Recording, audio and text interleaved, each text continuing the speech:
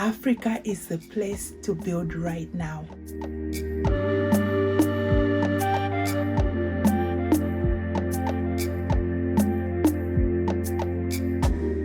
Welcome back to my channel. If you are new here, my name is Bridget Wint. I'm so glad you've joined me today. I am going to share with you how I built my house in Zambia, Africa in 10 weeks.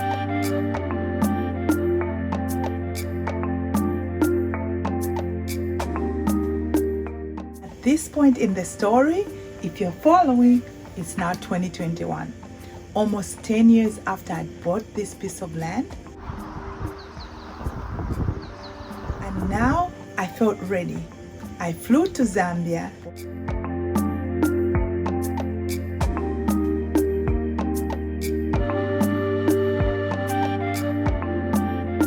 and decided to start building.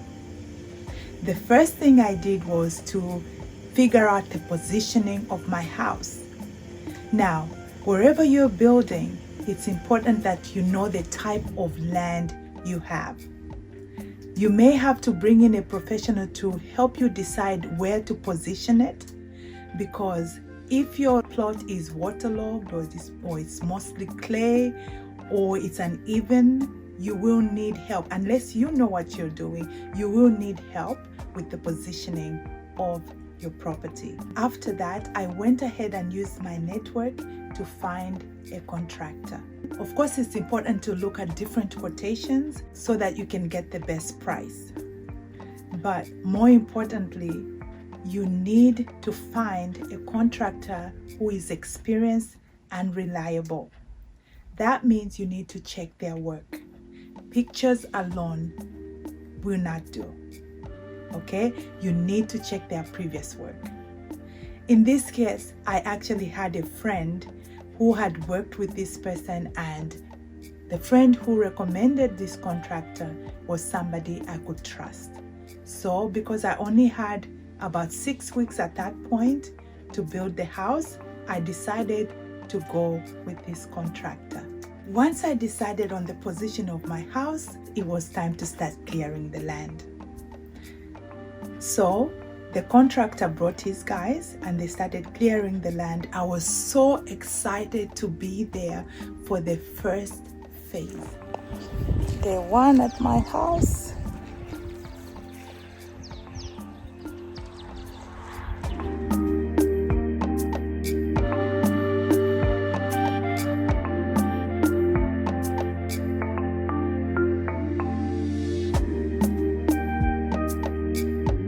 After that, we went on with excavation. This is where you dig trenches around the outlines of the foundation and also demarcation of rooms wherever there will be walls. After that, we poured the concrete footing wherever there were trenches as we got ready to build the next phase. Then came backfilling.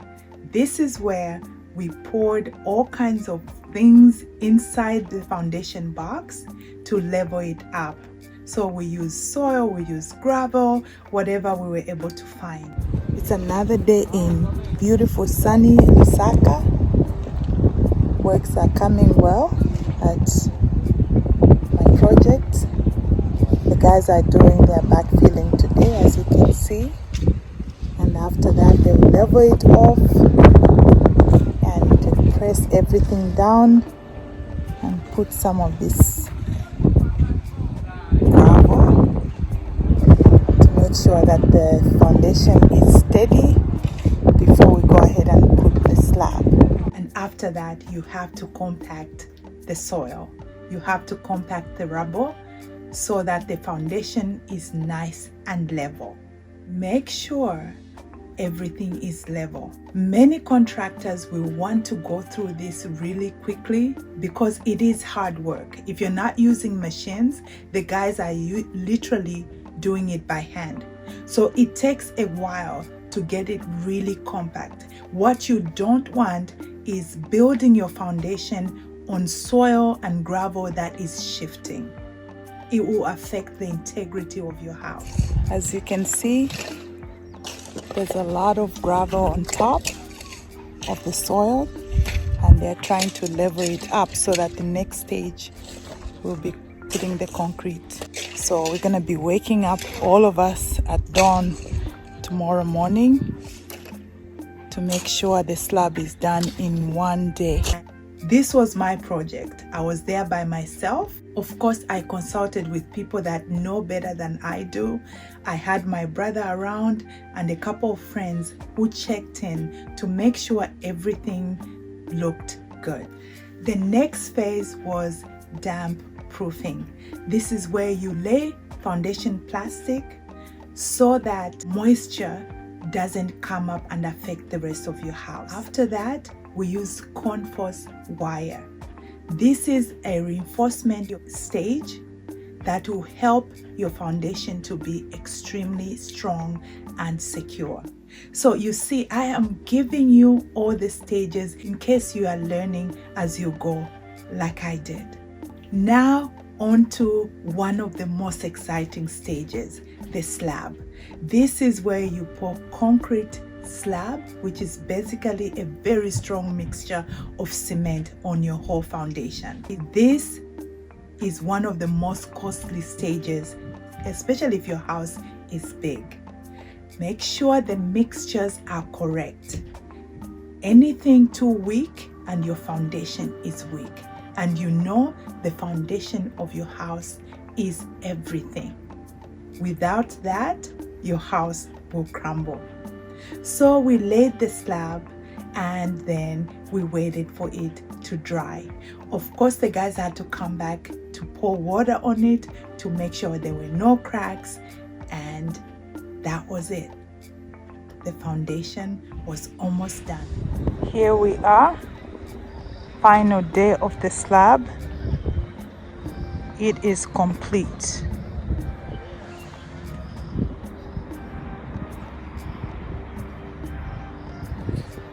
I feel so excited. I accomplished what I came to do. My slab is done. From here onwards, we have to keep it watered so it can cure well. At this point, I thought I was going to be done, but something else happened. Stay tuned.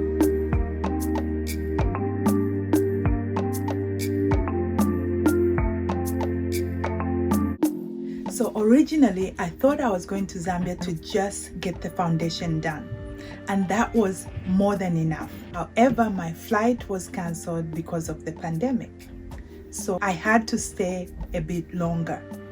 And at that time, the dollar kwacha exchange was in my favor, so I was able to use the remaining money, of course with my husband's support, and I was able to continue with the building. Something else happened. My contractor and I parted ways. I decided to thank him and let him go. The reason is we're not seeing eye to eye on some things. We had to look for a new contractor. This time we went with somebody who had worked with my brother for a long time and had actually seen his work. And so I felt confident that he would take the house to the next level. So with the foundation complete and dry, it's now time to raise the walls. This is where the contractor begins to build out the external and the internal walls. This stage is probably the fastest and most exciting because you can now see your rooms and the shape of your house coming together. That probably took about 2 weeks to go from foundation to roof level. Once the rough openings of the windows and the doors started to take shape, I could literally see my house as I had envisioned it.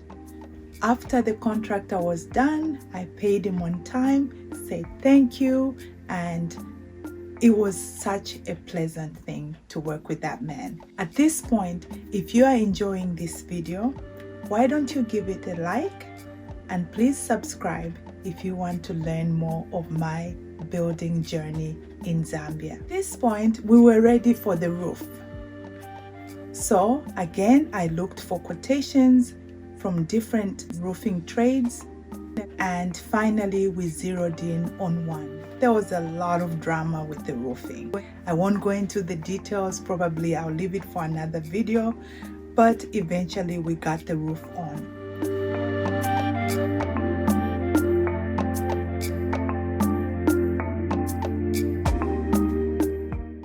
We decided to go for a hipped roof, so the amount that you spend on your roof depends on the style that you use. The roof we chose was what worked for us, so do the research and find the perfect roof for your home. And also, if you're using wood, if you're using timber for framing your roof, make sure that all the timber is treated for termites. If you don't treat the wood, it's going to be a disaster. Those little termites will find their way up there and begin to eat into your roof. So ensure that all the timber, if you're using timber, ensure that it's treated. Just a note on the quality of the roofing you decide to use. Zambia has a variety of qualities. You get what you pay for. So do your research, look at other people's homes if you have that opportunity, interview them on how that type of roofing is working for them. Look at a variety of products and make a decision based on your preferences and your budget. So at this point, it was almost time for me to go home. It's probably week 9. I decided that I didn't want to leave my house wide open. So we put up burglar bars in the windows and also grill gates on the doors, the front door and the back door. That way I felt secure that my house would be intact when I came. As you can see, by week 10, my house was now at roof level and I had secured it enough for me to go back home to the USA knowing that it was secure. Of course, I had a caretaker and my brother who watches over my house.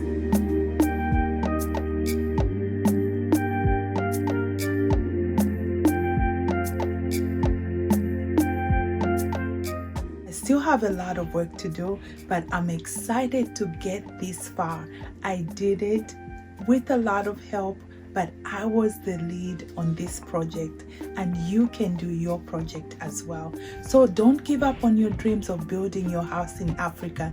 There are a lot of challenges, but it can be done. I hope the steps that I've given you and all the tips, and I hope my story will encourage you to continue. It's really important as I conclude that the success of your project will depend on a couple things. Your presence or the presence of somebody reliable, and also the experience and the reliability of the contractor you hire. If you have somebody who doesn't show up for work 3 or 4 times out of a week, there is no way you will get to build your house at the time that you want to build it. So ensure that you hire somebody reliable. Other than that, it is an exciting journey, and Africa is the place to build right now. However, do your research. Wherever you end up in Africa, I hope and pray that you will have the best experience. And for those of us living in the diaspora who are Africans and are trying to figure out how to build in our home countries, I am encouraging you today to just start somewhere. Visit, go buy a piece of land if you don't have one. If you already have one, start building. Even if it's a little caretaker's house, do it. Do it now. It will be worthwhile. Prices of land are going up and up. The earlier you do it, the better. I hope this information has encouraged you to build in Africa. Please give this video a like if you like it, and subscribe and hit that notification button so that anytime I post anything, you'll be the first one to know. Here is to building Africa together. I'll see you next time in my next video. For now, goodbye and God bless.